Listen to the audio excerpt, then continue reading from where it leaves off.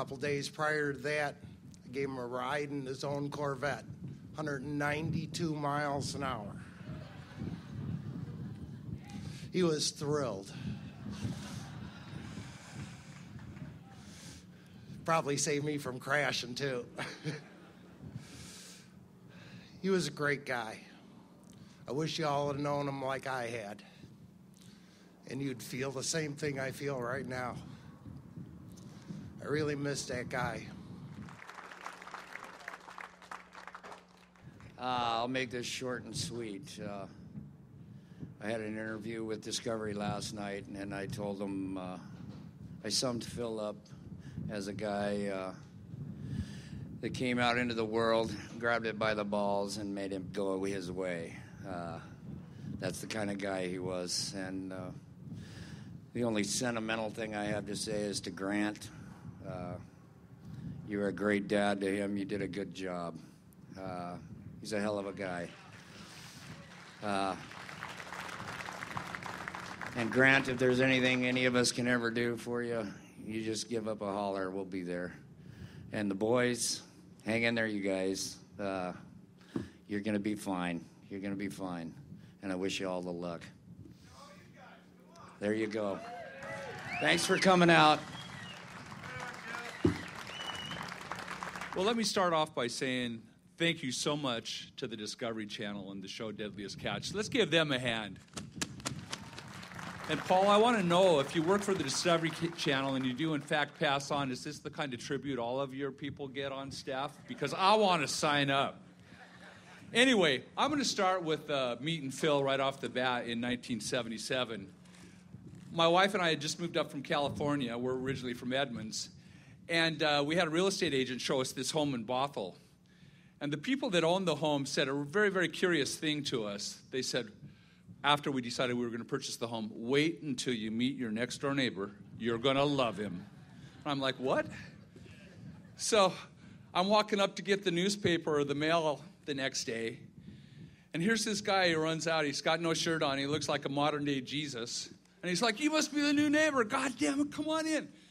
And he's got these French doors on the front of his house. And as I walk through the doors, there's 3 Harley Davidsons sitting in the living room. One of them pulled apart with the transmission over here and the clutch over there. I'm like, man, I guess my neighbor was right. This is the kind of guy I like to live next door to. But that day I met Phil in 1978 was probably one of the best days of my life, and I'll tell you why. Because there are few people on the face of the earth that were half the human being that Phil Harris was. There was a side to Phil that I got to see and some people got to see. But you all got to see him over the course of the last 6 years on The Deadliest Catch. And what better tribute to him and that show to get to know that guy? Because you know what, y'all? Phil was just like you saw him. He was no different outside of the camera as he was on the camera. Nobody should feel sorry for Phil because he lived 20 lives in his span. He really filled it up with good times. And more importantly, he cared about people. He cared about his fans, he cared about his family, and he cared about his friends. He considered the crab fishing community his family. He was never so happy as when Jacob and Josh were out there fishing with him. This is a poem that Phil's wife, Mary Harris, who's sitting out here, wrote for him. And I was so taken aback by it that I wanted to share it all with you. And it's called The Fisherman. He is one with the sea in his lonely solitude, determined in his quest, optimistic in his mood. Rhythmical splashing of waves against the boats, hypnotic rocking and swaying as it floats. Mother Nature is his master and is neither friend or foe. She will torment him in ice storms of freezing winds and snow. Sights of wildlife disrupt the sometimes blue, silhouetted by eagles and other birds as they flew. Skies may be black, sunny bright, or rainy gray. He must continue on no matter what the day. He now just caught his quota, relaxes with a sigh, returns home to his loved ones, the ones he told goodbye. My name is Tom Beers. I'm the executive producer and actually the creator of Deadliest Catch.